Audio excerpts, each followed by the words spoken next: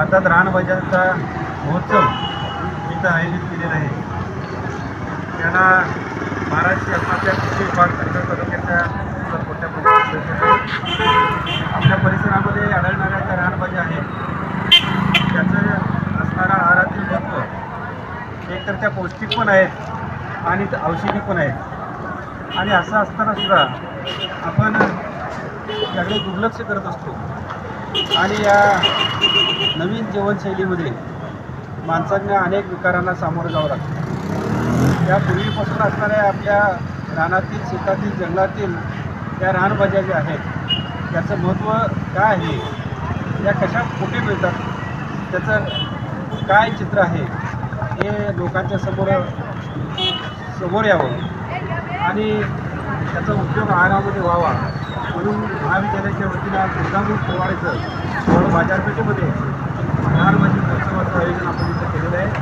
या प्रसंगी सर्वोदय शिक्षण संस्थेचे अध्यक्ष आदरणीय एम. बी. पाटील सर, सर्वोदय शिक्षण संस्थेचे सचिव फर्नांडिस सर, संचालक के. पाटील, प्रगतशील शेतकरी आणि संचालक सर्वोदय शिक्षण संस्थेचे अप्पा वांद्रे, या विभागाचे मंडल अधिकारी संतोष कुटवड, राहुल चव्हाण साहेब आणि महाविद्यालयाचे प्राचार्य डॉक्टर बी. आर. पाटील सर आणि इतर सर्व जमलेले सर्व ग्रामस्थ आणि विद्यार्थी मित्र, मी प्राध्यापक कंसे सरांना विनंती करतो की त्यांनी मान्यवरांचं पुष्पगुच्छ देऊन स्वागत करावं. रानभाज्यांचं महोत्सव इथं आज आयोजित केलेला आहे. या शुभप्रसंगी उपस्थित असलेले संस्थेचे अध्यक्ष आदरणीय एम. बी. पाटील सर, सचिव फर्नांडिस सर, संचालक के. पाटील सर, कुटवड साहेब, चव्हाण साहेब आणि अप्पा वांद्रे साहेब आणि सर्व इथं पालक आणि विद्यार्थी रानभाज्या या शेतावरती, बांधावरती उगवणाऱ्या, जंगलामध्ये उगवणाऱ्या ह्या सर्व रानभाज्यांचं महत्त्व काय आहे हे विद्यार्थ्यांना समजावं आणि जे आपल्या पूर्वजांनी जे काही रानभाज्यांचं महत्त्व ओळखून, त्याच्या औषधी गुणधर्म ओळखून आपल्या आहारामध्ये ज्याचा समावेश केलेला होता, ती आता जुनी परंपरा हळूहळू नामशेष होत करण्याच्या मार्गावरती आहे. तेव्हा ह्या जुन्या पिढीकडचे ज्ञान आहे हे ज्ञान नव्या पिढीपर्यंत येणं गरजेचं आहे.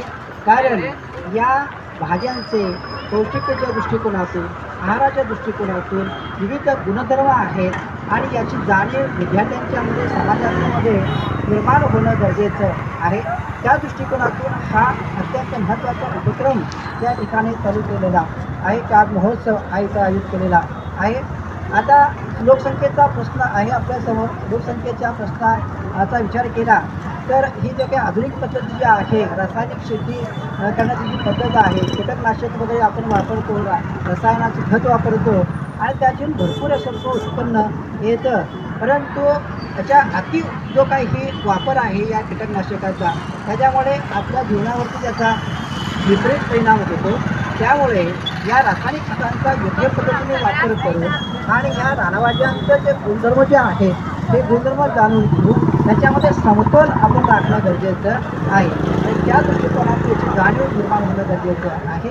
आपण पाहत आहोत की आपले आजी आजोबा हे शेताच्या परसामध्ये असलेली किंवा भातामध्ये असलेली जी भाजी आहे ती भाजी करत असायची आणि ती अतिशय चविष्ट अशी स्वरूपाची होती, कारण त्याच्यामध्ये रासायनिक खताचा वापर केला जात नव्हता. म्हणजे विविध प्रकारच्या भाज्यांची माहिती आपल्याला विद्यार्थ्यांना व्हावी हा एक महत्त्वाचा दृष्टिकोन आहे. आणि विशेष म्हणजे ह्या सगळ्या भाज्या ज्या आहेत ह्या विद्यार्थ्यांनी गोळा केलेल्या आहेत, म्हणजे नक्कीच या भाज्यांची जाणीव त्यांना आहे. ते सगळ्याच रानभाज्या आहेत या खाण्यायोग्य नाहीत, त्यांच्यातले गुणधर्म ओळखले पाहिजेत आणि कुठल्या रानभाज्या खाण्यासारख्या आहेत याचं ज्ञान आपल्याकडे मिळायचं असेल तर आपल्या आजी आजोबांच्याकडे आणि आपल्या वडीलधाऱ्या व्यक्तींच्याकडे जाणं गरजेचं आहे. त्याची ओळख व्हावी हा एक महत्त्वाचा हेतू आहे. त्याचबरोबर ह्या ज्या काही रानभाज्या आहेत या रानभाज्यांचं जे ज्ञान आहे हे ज्ञान एका पिढीकडून दुसऱ्या पिढीकडे जाणं गरजेचं आहे. जर समतोल आहार जर आपल्याला घ्यायचा असेल तर आपल्याला रानभाज्यांचा आहारामध्ये उपयोग करणं गरजेचं आहे. त्या दृष्टिकोनातून जाणीव जागृती निर्माण होईल स्वरूपाचा इथं मी आत्मविश्वास निर्माण करतो.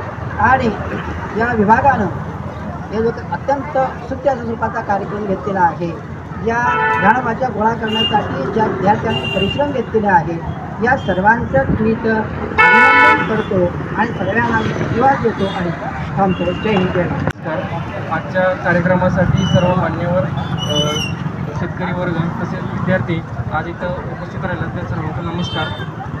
आपल्या सर्वांना माहितीच आहे, जग आधुनिकतेकडे वळायला लागले, पण आहार एक अशी गोष्ट आहे की आपण जुन्या पिढीकडे यायला लागलो, म्हणजे आहारासाठी आपल्याला बघायला लागलो. आता आपलं बघितलं की सर्वांचं आयुर्मान हे आधी 80-100 वर्ष असं असायचं, पण आता कितीवर आलं 60-70. ते पण त्या आपल्याला कॅन्सर होतो किंवा वेगवेगळ्या ज्या ग्रस्त आहेत, म्हणजे काहीतरी आपल्याला विकार होत असतात.